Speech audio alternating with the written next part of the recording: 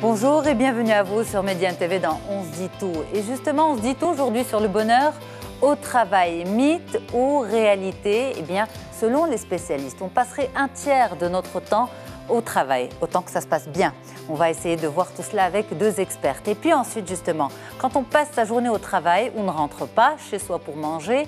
Qu'en est-il de l'équilibre alimentaire? Ça, c'est une endocrino qui nous répondra, qui nous donnera aussi ce qu'il faut faire. Restez avec nous sur Médiane TV. On revient dans une fraction de seconde pour développer ces deux thématiques pour vous aujourd'hui.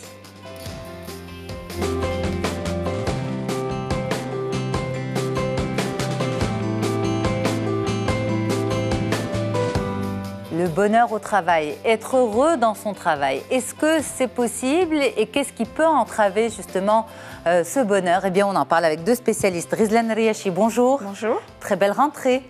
Merci. Merci beaucoup d'être là. Aussi. Vous êtes consultante en développement personnel et professionnel. Et Jihan Labib, bonjour. Bonjour Yasmine. Merci beaucoup d'être à nouveau avec nous. Vous êtes coach certifié en développement personnel et professionnel. Bonheur au travail, est-ce que c'est un titre provocateur pour vous, Jihan?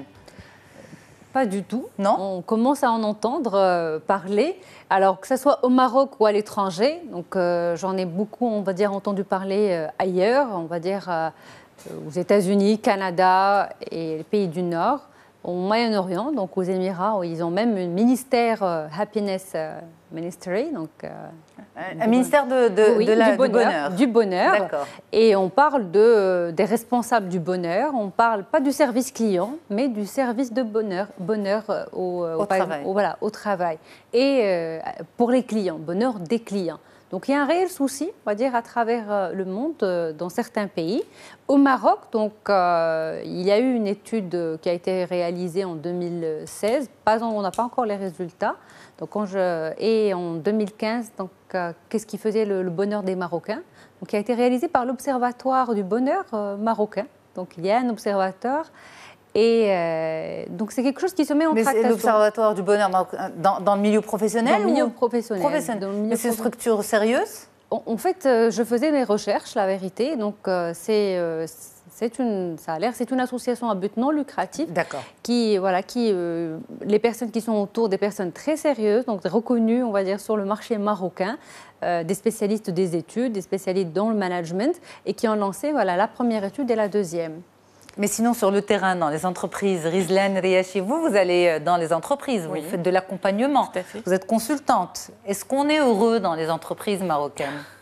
Alors, déjà, si on peut revenir sur le bonheur, c'est quoi le bonheur? Donc déjà, vraiment le définir, parce qu'on parle de bonheur en entreprise, mais ce n'est pas forcément avoir des moments joyeux ou festifs. Le bonheur, c'est plutôt que chacun puisse être épanoui dans son environnement de travail. C'est ça vraiment le bonheur au travail. Mais aujourd'hui, on peut aller même plus loin, au lieu de parler que de bonheur, mais plus parler de qualité de vie de travail, de bien-être en entreprise. Et aujourd'hui, créer le bonheur. Exactement, parce que c'est vraiment quand on parle de qualité de vie au travail, c'est lier le bien-être avec de la performance. Et c'est ce que cherchent, en fait, les entreprises. Donc, les entreprises qui sont conscientes d'avoir ce bonheur, c'est que, déjà, leur priorité, c'est la performance. Donc, pour que mes collaborateurs puissent aller vers cette performance-là, il faut qu'ils soient bien dans leur travail. Encore une fois, c'est un sujet très subjectif, mais qu'il faudrait prendre avec des pincettes, et je pense qu'on va le développer pour expliquer vraiment que ce n'est pas juste un effet de mode, mais c'est un vrai levier, un vrai moteur pour les collaborateurs et pour l'entreprise. Alors justement, c'est vraiment cet axe-là qui sera développé, mais en même temps, il faut nettoyer pas mal d'idées reçues sur la notion de bonheur au travail. Vous l'avez dit, ce n'est pas la fête tous les jours, on ne demande pas une ambiance festive, et on ne demande pas non plus de la complaisance. Tout à fait. En fait, comme a dit Rizlan, donc il ne s'agit pas, on va dire, c'est pas le monde des bisounours. Voilà, c'est pas le monde des bisounours, mais c'est le bien-être est beaucoup, à mon sens aussi, donc est plus, on va dire, plus expressif du bonheur, parce que bonheur, ça reste vague. Qualité au travail, oui, c'est plus, on va dire, ça va être plus palpable. On va mettre des chiffres derrière pour mesurer et des qualificatifs. Qu'est-ce qui fait que vous vous sentez bien au travail? Qu'est-ce qui fait que vous voulez venir tous les matins au travail? Donc, certains axes de travail comme cela. Maintenant, est-ce que je me réalise dans mon travail? Est-ce que je me sens bien? Ou est-ce qu'il y a de la frustration ou il y a une insatisfaction derrière? Donc, c'est un ensemble d'éléments que nous suivons donc avec les entreprises ou avec les managers aussi. Mais cette problématique du bonheur au travail est une problématique, vous l'avez dit, à l'échelle internationale. Vous l'avez dit au Maroc, on n'a pas encore de chiffres, mais on a des chiffres en France, par exemple, à travers différentes études. 61% des salariés disent ne travailler que pour le salaire. Et 31% sont activement désenchantés. Ça veut dire quoi, justement? Qu'on est loin du bonheur au travail? C'est-à-dire que, quand on parle de bien-être ou du bonheur au travail, il y a 3 conditions qui doivent être vraiment prises en considération. Il y a d'abord le cadre de travail. Quand on parle de cadre de travail, c'est quels sont les moyens donnés ou mis à disposition de ses collaborateurs. Moyens financiers, moyens matériels. Donc vraiment, il y a aussi en termes de management, est-ce que les managers prennent le temps d'expliquer à leurs collaborateurs ce qui est attendu d'eux? C'est aussi cet équilibre, leur permettre d'avoir cet équilibre vie privée, vie professionnelle. Donc ça, c'est vraiment d'abord la première condition. La deuxième condition, c'est l'attention portée par les managers à leurs collaborateurs. Dans le sens où j'ai des collaborateurs, je prends en considération leurs compétences, je les monte en compétences, je les pousse à se former. Et voilà, c'est vraiment cette attention portée par la hiérarchie aux collaborateurs. Et la troisième condition, c'est les émotions. C'est cette envie de venir travailler le matin, tous les jours. C'est le fait d'être confiant envers mon entreprise et mon avenir au sein de cette entreprise-là. Et à ce moment-là, on peut parler, on peut mesurer, on peut calculer. Mais c'est utopique un petit peu tout ça. Non, pas du tout. Ça l'est pas ? Pas du tout, ça a été... Quand vous parlez de cadre, vous mettez différents points, vous mettez aussi en point important le respect de l'équilibre vie privée, vie professionnelle chez le collaborateur. C'est-à-dire, en tant que manager, je dois m'assurer qu'il y ait cet équilibre. Exact. Mais je ne manage pas qu'une personne, j'en gère beaucoup. Oui. Plus les autres points. Tout à fait. L'attention particulière, la gestion des émotions. Exactement. C'est pour ça que, quand j'ai dit tout à l'heure que c'est une notion subjective, c'est que chacun a sa propre vision du bonheur, du bien-être et de la qualité de vie au travail. Et c'est ça le problème ? Ce n'est pas un problème, non. Dans le sens où le manager doit pouvoir prendre en considération les besoins et les attentes de chacun. Comme vous l'avez dit, il y en a, c'est le salaire. Il y en a qui vont venir travailler parce que tout simplement, ils aiment avoir une ambiance très sociale au sein de l'entreprise, c'est ce qui les motive. D'autres, ça va être le fait que c'est une entreprise où ils vont évoluer. Donc, chacun, on est différent. Donc, c'est un management à la carte ? Pas à la carte. Presque. Presque. C'est pas utopique, Rizlaine ? Non, du tout. Parce qu'on l'a mis, non, parce qu'on l'a mis en place, franchement. Et quand le manager est conscient que dans son équipe, il y a différentes personnes, il y a différentes personnalités et que chacun a ses besoins et a ses attentes, c'est comme ça qu'on avance. Parce qu'une équipe, elle est la somme de plusieurs personnes. Et de personnalités, donc, absolument. Une personne qui n'est pas, qui a un mal-être, eh ben, ça va se répercuter sur son travail. Et donc, du coup, ça va se répercuter sur le groupe. Et si ça se répercute sur le groupe, ben, automatiquement sur la performance dans l'entreprise. Donc, c'est vraiment très lié. Et, voilà. Et c'est pour ça que on en a parlé avant l'émission, où là, le rôle du manager et avoir conscience de tout ça peut aller vers cette qualité de vie au travail et cet environnement sain. On va monter un peu les échelles parce que ce manager a des boss aussi à qui il doit rendre des comptes et qui doivent lui mettre à sa disposition l'artillerie pour développer ce bonheur au travail, pour développer ce management à la carte. Donc c'est quoi? C'est une philosophie d'entreprise? Aujourd'hui, on parle du management de proximité. Donc c'est un manager qui est proche de ses collaborateurs et ça va du top management. Alors, en fait, pour toutes les démarches de développement, toutes les démarches comme celle-ci de bien-être en entreprise et de qualité, d'amélioration de la qualité de vie ou même de la performance 360, donc globale, elle doit absolument émaner du top management. La vision du top management, la volonté et ensuite donc les actionnaires, le comité de direction est décliné et partagé partager vivement avec l'ensemble des équipes. C'est la clé, on va dire, la clé de succès pour ce genre de démarche. Maintenant, donc c'est la prise de conscience et ça nous vient aussi, on va dire, la majorité des multinationales aujourd'hui, il y a cette prise de conscience. Et heureusement, c'est pour ça que nous observons au Maroc aujourd'hui, on va dire, on a importé le concept et nous essayons de le décliner. Toutefois, effectivement, pour la réussite de la démarche, il faut qu'il y ait cette très bonne et excellente compréhension de la vision de l'entreprise, des attentes, des objectifs et les partager. Donc, nous travaillons lors des team building ou dans un travail de coaching d'équipe à partager cette vision parce que souvent elle est dans la tête du manager, du CIO, du patron ou des membres du COMEX, mais la décliner d'une manière à ce qu'elle soit comprise et adaptée et surtout intégrée. Par les collaborateurs. Par les collaborateurs. Et quand elle est intégrée, ça veut dire qu'elle est véhiculée en comportement managériaux de tous les jours. Absolument. Ça veut dire que je sais vers où je vais, je suis confiant, je suis d'accord et je veux que tout le monde parte avec moi. Et comme a dit Rizan, effectivement, l'équipe est un ensemble d'individus qui sont différents, uniques. Absolument. Il y a l'unicité.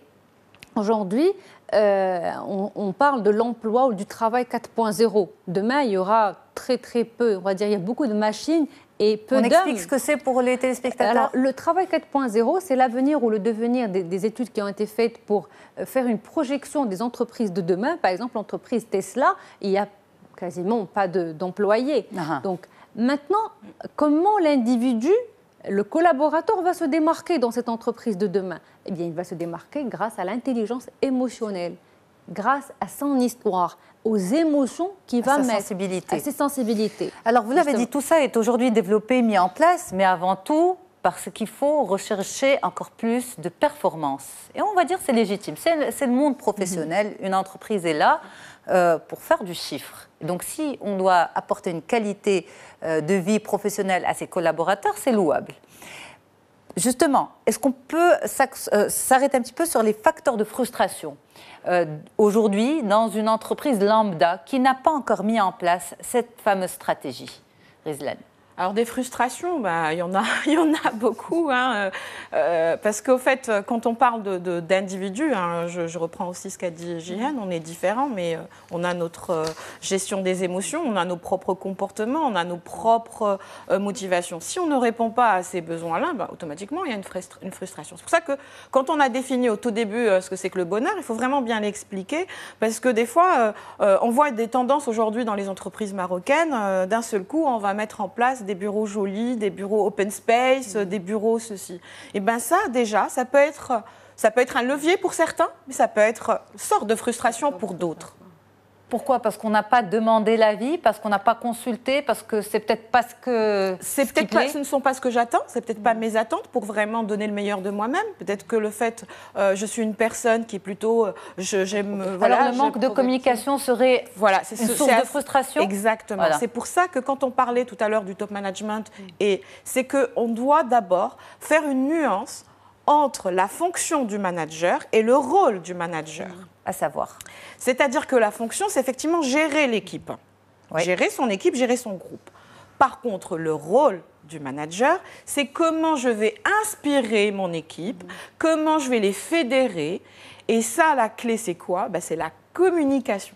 C'est-à-dire que tout changement que je vais mettre au sein de mon entreprise, tout plan d'action, je dois quand même l'expliquer. Je dois prendre en considération aussi mes collaborateurs. Et cela ne vient que quand on connaît vraiment qui sont nos collaborateurs.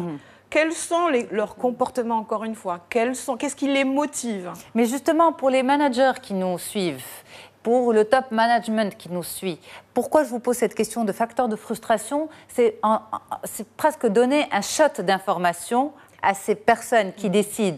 Le manque de communication est un problème de frustration. Tout à fait. Si on veut développer la notion de bonheur au sein de l'entreprise, il faut essayer de déverrouiller ce point-là. C'est la clé.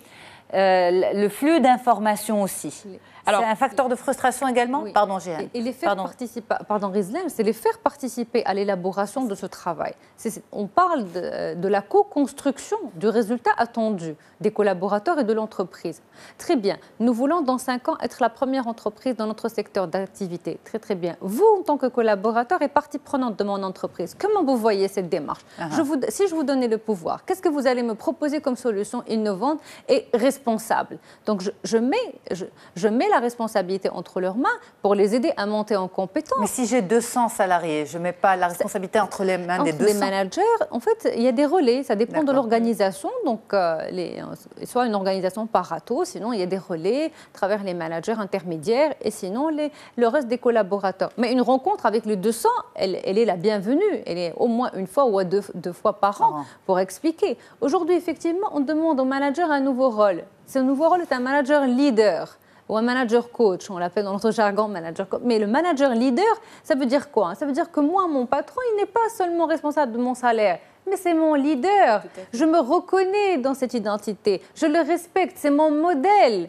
Tout ce qu'il dégage comme charisme et comme exemple dans la société, il m'inspire, il me donne encore plus d'envie de produire dans cette entreprise. Et il doit aussi me donner toute l'information à partager avec cette équipe que je dois inspirer. Exactement, c'est pour ça que quand ce sujet ça fait est super, défaut parfois. Parce qu'on occulte pas mal de... comment je veux dire? C'est-à-dire qu'il y a plusieurs étapes avant d'arriver à ça et généralement on les saute. Aujourd'hui, il y a des outils sur le marché qui peuvent calculer, on peut le mesurer, ce bien-être en entreprise. Hein. Ça se calcule pour savoir vraiment qu'est-ce qui fait qu'aujourd'hui, ça peut se faire des fois en individuel, ça peut se faire pour un groupe ou un département ou carrément pour toute l'entreprise. Et on définit ces facteurs qui sont des facteurs de stress. Quel est en fait le stress positif et quel est le stress négatif? Et à partir de là, j'ai une idée, j'ai un radar pour pouvoir accompagner mes équipes, mon groupe.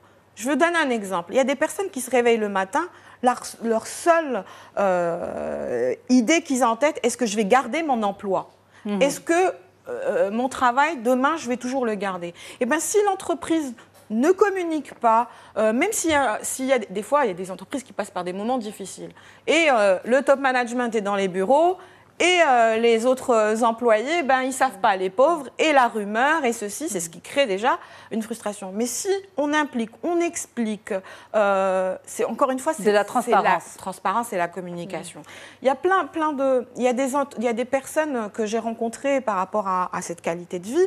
Leur seul stress, on va dire, c'était le contrôle. C'est qu'il y avait un contrôle. C'était des personnes qui aimaient être autonomes, responsables, que leur manager leur donne les moyens, mais qu'ils les laissent pour qu'ils leur prouvent qu'ils sont capables. Et ce contrôle-là, les frustrer. Donc déjà, là, je viens au travail, je traîne du pied. Donc c'est pour ça que... C'est un problème de confiance au sein de la structure? Toutes ces choses-là, ce manque de communication, cette rétention de l'information verticale. De management et d'état d'esprit. Aujourd'hui, il y a une réalité sur le marché, c'est que effectivement, nous, en tous les cas, consultants, coachs ou intervenants dans le développement professionnel et personnel, nous croyons vraiment dans l'humain. Nous y croyons à 1 million %. Donc, la clé de réussite, c'est l'humain. C'est tant que j'investis sur mes compétences et sur cet humain, je le garde, il est ici, chez moi, il travaille, et il est bien, il est épanoui. Nous sommes dans un rapport de gagnant-gagnant. Toutefois, quand on est face à des interlocuteurs qui sont des commanditaires de ces processus de changement, mais qui n'y croient pas vraiment. Donc, ils le font parce que la multinationale a dicté qu'il faut le faire. Donc, là, on rencontre, on va dire, la première résistance, c'est que le commanditaire n'y croit pas vraiment. Et ensuite, là, on est sûr du comment et du déroulement de la mission par la suite. Il y aura, on va dire, moins de fluidité parce qu'il faut d'abord expliquer le bienfait à cette personne-là et lui faire vendre l'idée d'investir dans l'humain. D'un côté. D'un autre côté, en fait, il y a la maturité du comité, on va dire, qui dirige. Cette maturité managériale, psychologique, il y a différentes maturités, donc intellectuelle, psychologique, managériale. C'est ce qui fait que nous rencontrons, on va dire, un top management ou un mid-management qui est plus ouvert, plus favorable. versus aussi, ce que nous observons, c'est l'évolution de l'organisation. En fait, aussi, il faudrait garder toujours en tête qu'on a des profils de collaborateurs. Comme on a des profils de clients, on a des profils de collaborateurs. Aujourd'hui, dans les recrutements, on fait attention au profiling, comment ils sont, est-ce qu'ils vont correspondre à l'équipe qu'il va intégrer, c'est quoi ses clés, ses axes, on va dire, de compétences, les axes d'amélioration. Aujourd'hui, j'ai une équipe. Il faudrait que moi, manager, que je prenne conscience et en considération les particularités de chacun dans cette équipe. Et il faudrait aussi que je m'assure que si quelqu'un dans mon équipe il fait la même chose pendant 5 ans, est-ce que l'évolution que je lui offre, le travail que je lui offre, il répond à ses attentes? Ce collaborateur que j'ai pendant 5 ans, est-ce que j'ai un plan de carrière pour lui? C'est vrai, il est très compétent, il me ramène du chiffre. Toutefois, lui, quelles sont ses attentes? C'est quoi sa vision de sa carrière? Qu'est-ce qu'il attend de moi en tant que manager et en tant que patron? Aujourd'hui, ce n'est pas... Ça commence à prendre forme. Ça commence à prendre forme. C'est-à-dire qu'aujourd'hui, c'est pas ce qui est... Et quand ça prend forme, c'est un luxe dans l'entreprise. Oui, absolument. C'est un luxe. Donc, on parle au patron, on va dire, des autres entreprises. C'est-à-dire qu'on pense à moi en tant que salarié à ce point et à mon plan de carrière, c'est un luxe. Tout à fait, bien sûr que c'est ce que je veux dire. Donc c'est un luxe et c'est quelque chose, on va dire, à mettre en place, à généraliser. Donc ne pas garder entre les mains de multinationales ou des entreprises championnes, mais à généraliser chez les autres. Et toujours garder cette attente et motivation. Est-ce que ce que je lui offre le motive et quel est son retour?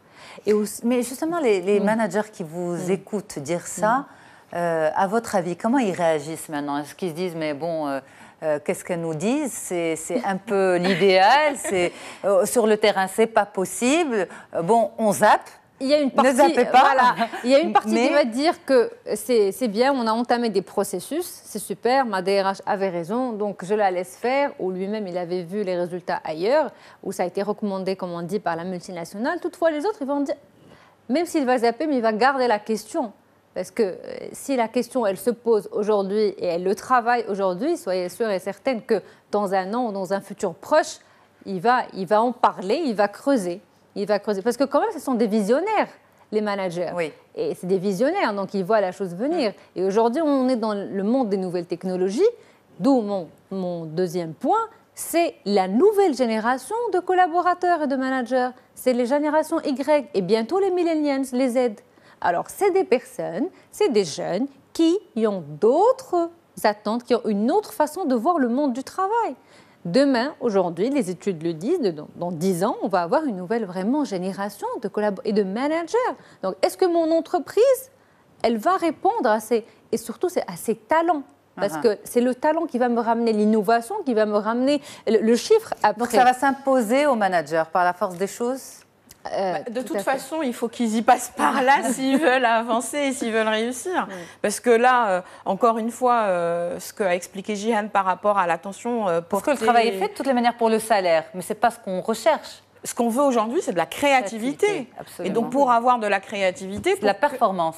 C'est ça. Et pour ça, il faut donner les moyens à chacun. Et c'est là où, quand j'ai parlé des 3 conditions qu'il faut absolument avoir pour la qualité de vie au travail ou le bien-être, c'est ça. C'est expliquer vraiment ce qui est attendu, monter en compétence les équipes, avoir un parcours de carrière pour mes collaborateurs et donc l'évolution au sein de mon entreprise. Et au fait, c'est mieux encore, c'est cette envie d'appartenance à l'entreprise. Et ça, dans le très sens important. Où je suis bien dans mon entreprise, j'ai du plaisir à venir tous les matins travailler, mais en même temps, j'ai envie moi aussi de me donner à fond pour que cette entreprise rayonne. Donc c'est cette appartenance-là qu'il faut cultiver. Et si on veut la cultiver, c'est en répondant aux besoins des collaborateurs. Parfait. L'appartenance, on y revient juste après cette courte pause. Et on revient aussi, mesdames, sur ces personnes qui passent leur journée au travail. Elles ne rentrent pas entre midi et 2 à la maison manger. Et donc, on se retrouve avec quoi? Avec un rythme complètement déséquilibré. Comment garder un équilibre alimentaire même lorsqu'on ne mange pas chez soi? Eh bien, on en parle également avec le docteur Salwa El Fakir sur Médiane TV dans On se dit tout. À tout de suite. Allez, bonheur au travail, mythe ou réalité, on continue la discussion en accent justement les échanges autour de 2 points, l'appartenance et la parité. Ça, c'est vraiment pour finaliser cette thématique consacrée au bonheur au travail, loin d'être justement une ambiance festive et une ambiance de complaisance, c'est au contraire pour booster les performances que ces 2 expertes, Rizlan Riachi et Jihan Labib, sont là pour vous apporter leur expertise à toutes les 2. L'interview santé aussi à venir, restez avec nous. Donc, on continue encore cette 2e partie. Mesdames, vous l'avez dit, l'appartenance, se lever pour aller au travail, tout en étant heureux de retrouver presque une 2e famille et en voulant construire également cette 2e famille, c'est tout l'enjeu de l'appartenance. Tout à fait. Rapidement, je sais que ce n'est pas évident, mais rapidement, autour de quoi s'articule l'appartenance, un milieu professionnel? Comment ça se construit? Quand je me sens valorisée, quand je me sens une personne à part entière dans l'entreprise au lieu d'une personne noyée dans la masse, ça me pousse à être beaucoup plus créatif et beaucoup plus performant. Et j'ai envie vraiment de donner le meilleur de moi-même parce que j'ai envie que mon entreprise réussisse. Donc c'est tout simplement ça, c'est vraiment valoriser mon collaborateur, répondre encore une fois à ses besoins. Et tout ça, vraiment l'enjeu, c'est quoi? C'est le capital humain et le mettre en évidence. C'est pour ça que quand on parle d'appartenance, de bien-être en entreprise, de bonheur en entreprise, la clé, certes, c'est la communication, mais c'est prendre en considération l'homme avec un grand H, à savoir, encore une fois, quels sont les comportements, les motivations, sa gestion des émotions. Flatter. Non, Rizlan. Non, c'est pas flatté. C'est pas flatté. C'est-à-dire que, alors, tout à l'heure, on a parlé de le salaire, ceci. Il y a une notion qui est très importante pour certains collaborateurs, c'est la gratification. C'est je fais un travail, j'ai envie d'être gratifié ou récompensé par rapport à ça. C'est légitime. C'est tout à fait légitime. Pour certains managers, ça ne l'est pas. C'est pour ça qu'on parle maintenant qu'il faut inculquer aux managers de dire merci, de dire voilà. Mais il y en a qui ont besoin de ça. On a travaillé, on a besoin de se sentir à part entière dans cette entreprise, qu'on a contribué à ce chiffre-là, on a contribué à la réussite de l'entreprise. Et donc c'est ça, comment je peux créer cette appartenance de mes collaborateurs. Il y a des entreprises, franchement, avec lesquelles j'ai travaillé, où ils parlent de leur entreprise si c'était leur propre entreprise. Et ça, je pense que si le management n'avait pas fait tout ce qu'il fallait, ça ne l'aurait pas été. Et il y a un manque le turnover, il est très bas. Et au fait, il y a une fidélisation des collaborateurs et on sent vraiment que c'est une famille. Mais ça, c'est encore une fois, le top management, quand il en est conscient, mais c'est une problématique de quoi quand ça ne se fait pas? Ou que, par exemple, le manager ne considère pas que la gratification soit importante, qu'il est plutôt on lui a dit il faut valoriser le collaborateur, mais pour lui valoriser, c'est gratifier, c'est flatter. Donc de temps en temps, il va dire vous êtes top, alors que presque il ne le pense pas tant que ça. Est-ce que il ne sait pas faire? Est-ce que c'est maladroit? Est-ce que c'est un manque de formation et d'information? Qu'est-ce que c'est exactement? Alors, pour devenir manager leader, on apprend. Oui, il y a effectivement des formations, il y a un apprentissage, un accompagnement pour le faire, pour les personnes qui ne sont pas douées intuitivement à le faire. Donc, ça s'apprend. Si moi, je suis ingénieur de formation et de profil introverti, et donc je suis plus à l'aise à rester tout seul et à donner des mails et à envoyer des ordres, des commandes par mail, oui, ça mériterait, je devrais faire un travail sur moi pour développer le relationnel. Aujourd'hui, un manager, et quand je suis avec une équipe, je suis obligée de travailler le relationnel. Aujourd'hui, quand on a un accompagnement de prise de poste pour toutes les personnes qui étaient expertes, parce que c'est une évolution, expertes dans leur domaine, donc techniquement, elles sont très très fortes. Elle passe à un autre niveau managérial, donc elle va gérer des hommes et des femmes et des hommes.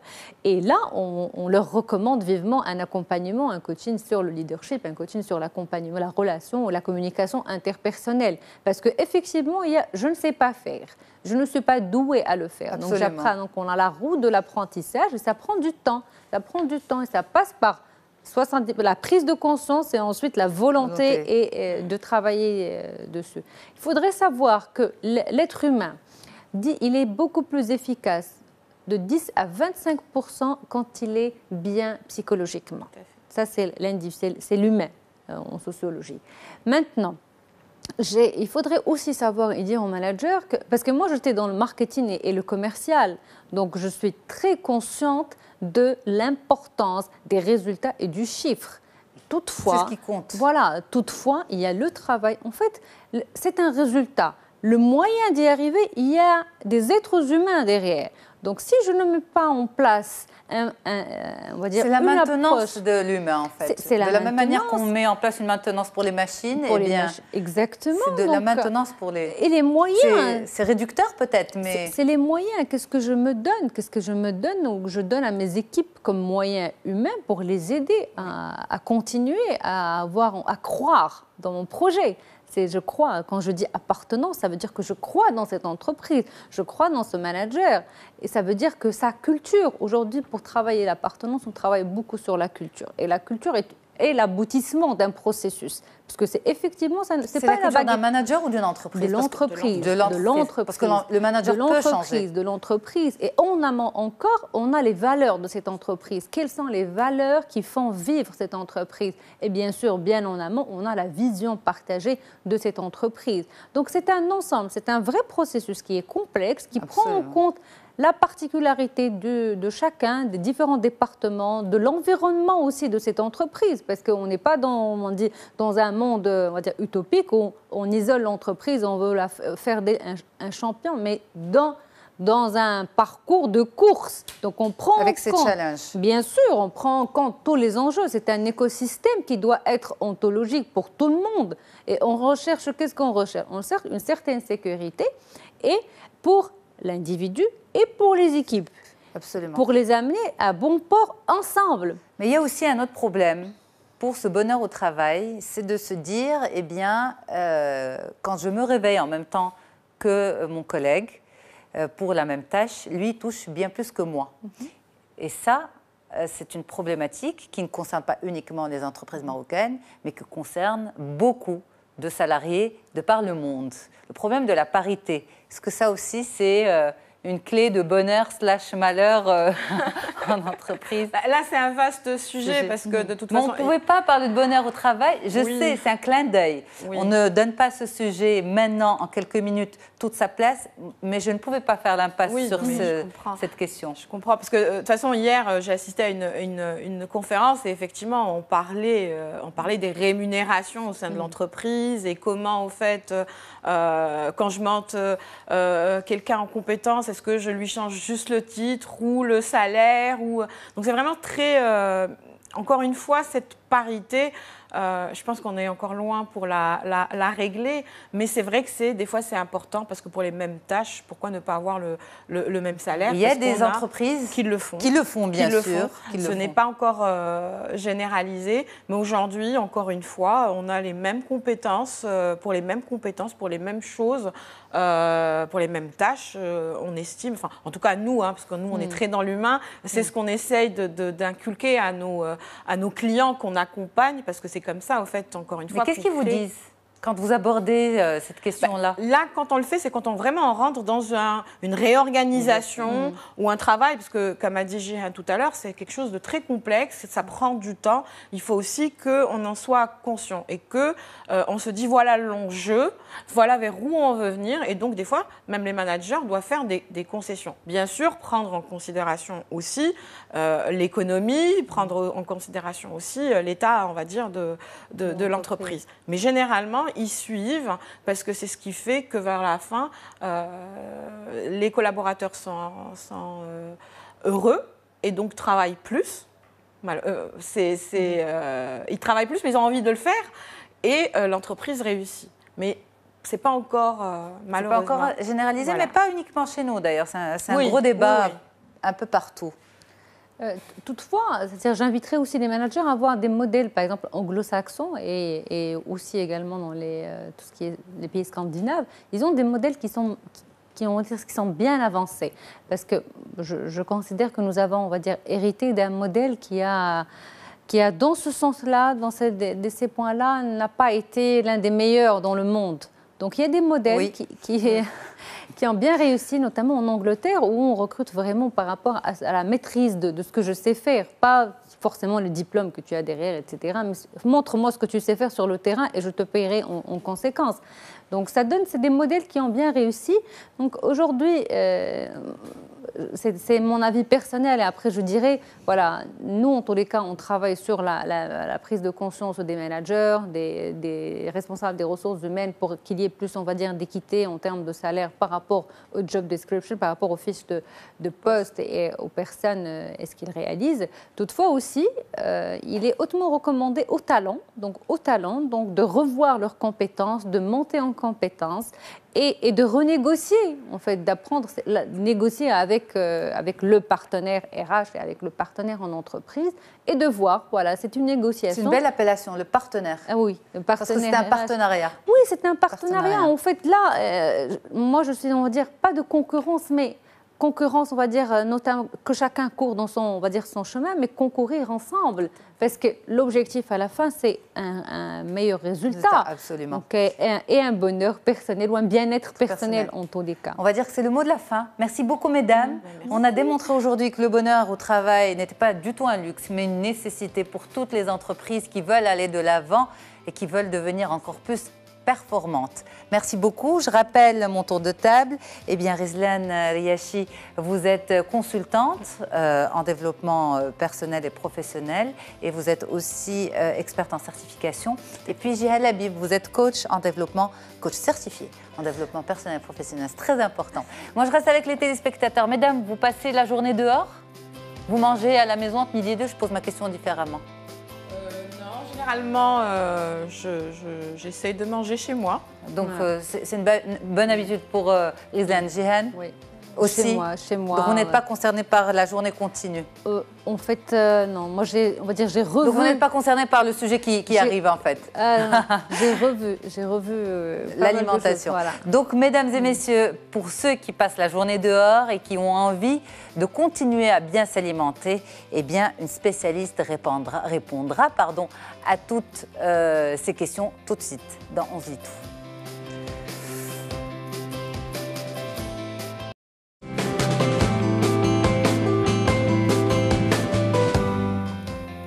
Et donc, vous êtes avec nous, Dr Salwa Fakir, spécialiste en endocrinologie, diabète, nutrition et métabolisme à Kenitra. Merci beaucoup d'être avec nous sur le plateau d'On se dit tout, Léla. C'est un plaisir de vous avoir. Oui, merci Yasmine pour l'invitation. C'est un plaisir, surtout pour ce sujet justement. Beaucoup de personnes mangent dehors par la force des choses, les journées continuent. Et puis, au bout d'un moment, on se dit, mais si seulement je pouvais avoir des règles de respect, d'alimentation, garder un équilibre. Enfin voilà, il y a beaucoup de points qu'on va essayer de développer avec vous sur ce temps consacré à l'interview santé. Aujourd'hui, justement, quel est l'état des lieux? Qu'est-ce que vous constatez dans votre cabinet, docteur? Oui, en général, le système de journée continue au travail, tout simplement, bafouille toutes les règles d'hygiène alimentaire correcte. Absolument. C'est des contraintes, en fait, c'est des contraintes professionnelles. Qu'est-ce qui fait qu'on se retrouve à mal manger? Oui, alors moi je vais commencer d'abord par le petit déjeuner, qui est un repas très important, surtout pour une personne qui travaille en journée continue. Absolument. On va voir les détails dans un petit moment. Et qui n'est pas pris parce que la personne n'a souvent pas le temps, stressée, pressée pour sortir, soit qui est pris partiellement. Donc, pas totalement. Et ça va avoir des conséquences qu'on va développer dans un petit moment. Deuxièmement, il n'y a malheureusement pas de structure de restauration sur les lieux du travail prévus pour les fonctionnaires, travailleurs ou ouvriers qui peuvent permettre à ces gens de manger correctement et dans une ambiance correcte. Donc, chacun se débrouille seul ou en petit groupe et on va voir comme il se débrouille mal. Et même quand il y a des cantines, ça ne respecte pas toujours les règles hygiéno-diététiques. Donc, justement, ces règles, ça serait peut-être intéressant de les rappeler, Dr Salwa Fakir. Vous l'avez dit, ça doit commencer par un petit déjeuner équilibré, surtout pour les gens qui mangent dehors. Mais un déjeuner équilibré devrait s'articuler autour de quoi, principalement? Une famille, on va dire. Oui, je vais commencer si on va parler des règles en général. D'abord, manger lentement.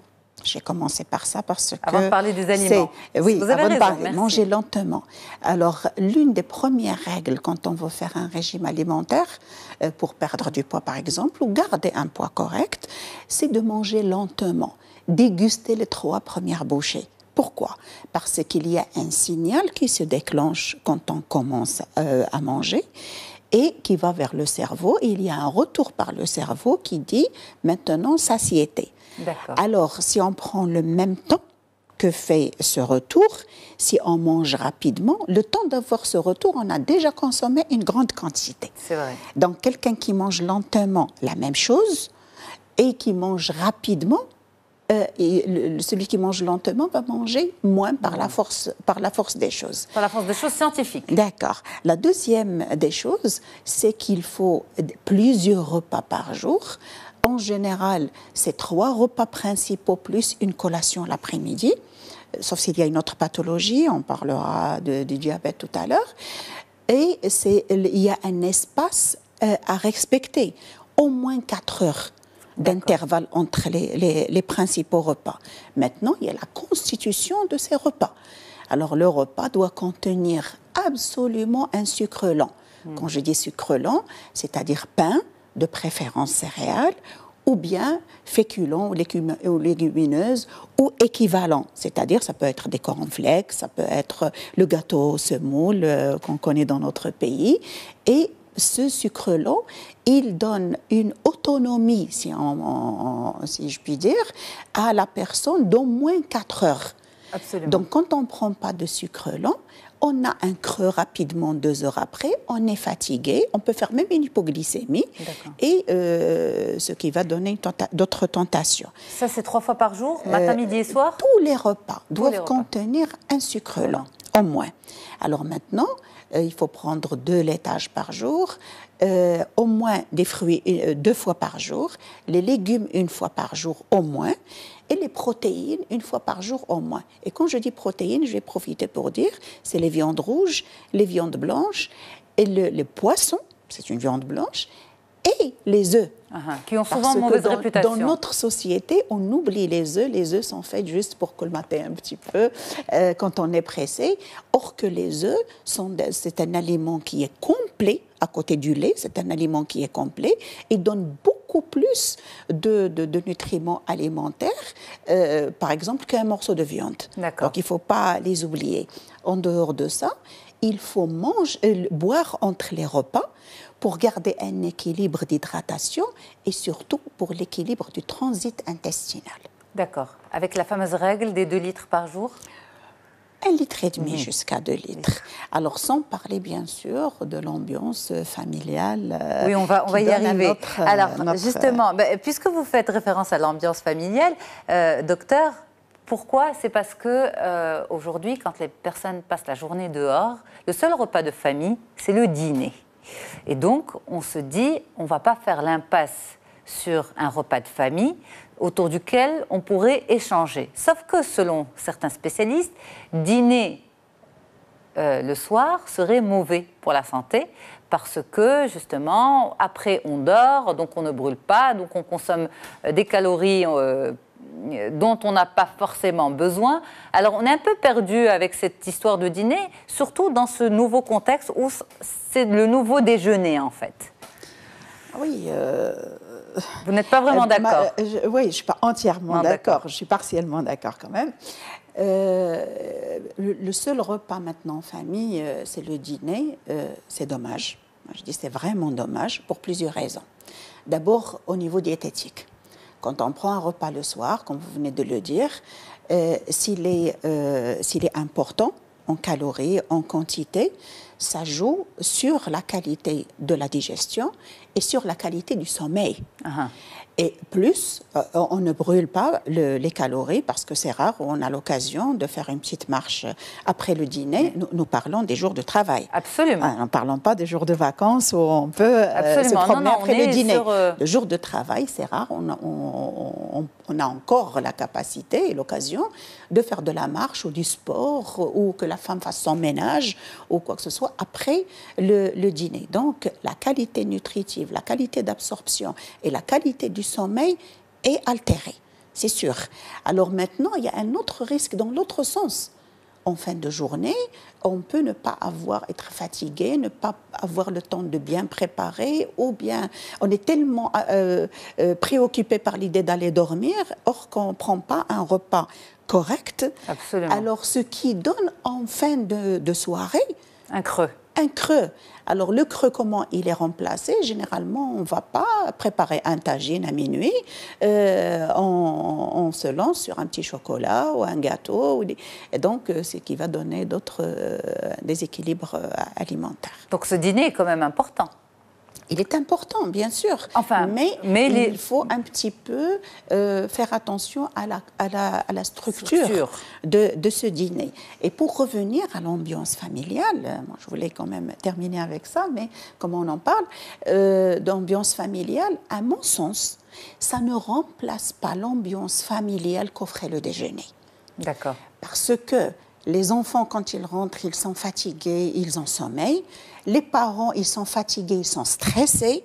Donc, ce n'est pas la même qualité de relation familiale. Parce que le repas de midi, comme ce qu'on appelait maintenant, il n'y a plus de midi. Oui. Il n'y a plus de repas de midi, malheureusement. Mais on peut dire déjeuner, tout simplement.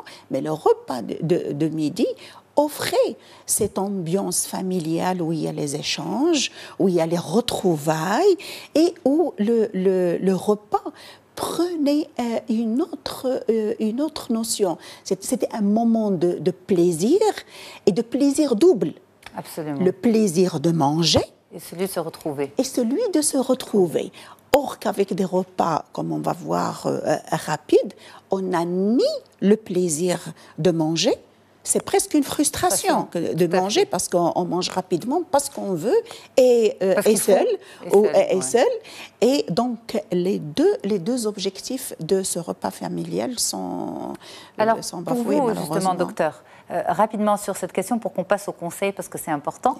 Est-ce que cette histoire de journée continue, manger au travail, est-ce que c'est un nid de maladies chroniques, métaboliques, comme le diabète, par exemple? Est-ce que c'est une niche pour ces maladies-là? Je sais qu'on n'a pas de chiffres, mais une analyse, on va dire, professionnelle. C'est pas une niche, mais pour les gens qui ont certaines pathologies, ils souffrent plus. D'accord. Mais si vous permettez, pour bien clarifier pourquoi j'ai dit ils souffrent plus, on pourrait parler des erreurs qu'on commet lors de l'alimentation quand on a une journée continue, pour comprendre plus facilement ce qui se passe chez les personnes malades. Alors, lors de la journée continue, on a dit déjà le petit déjeuner n'est pas pris ou n'est pas pris correctement. Lors du déjeuner, normalement, c'est des repas rapides. C'est le système fast-food. Alors, le système fast-food, il offre quoi? Il offre soit des substances grasses, sous forme de sauce, de friture, de viande rôtie, etc. Et surtout que les fritures sont faites à base d'huile animale et non d'huile végétale, ce qui est mauvais pour la santé. Ou bien une quantité de sucre rapide. Quand je dis sucre rapide, c'est-à-dire les limonades, les boissons qui sont sucrées quand même à 30%, et les desserts sucrés. Donc ça donne des sucres rapides qui sont assimilés rapidement, mais qui sont aussi éliminés rapidement.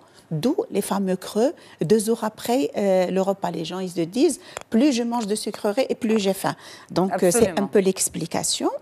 Et les gens, ce qui donne déjà un petit déséquilibre alimentaire et ce qui expose au surpoids. Alors, c'est comme ça qu'il y a des gens qui se disent, moi je ne comprends pas, je prends juste un petit sandwich, quelques frites et je prends du poids. Ah ben justement pour ça. Et en plus, les gens, quand ils sont au travail, n'ont pas l'occasion de boire ils ne boivent pas suffisamment d'eau.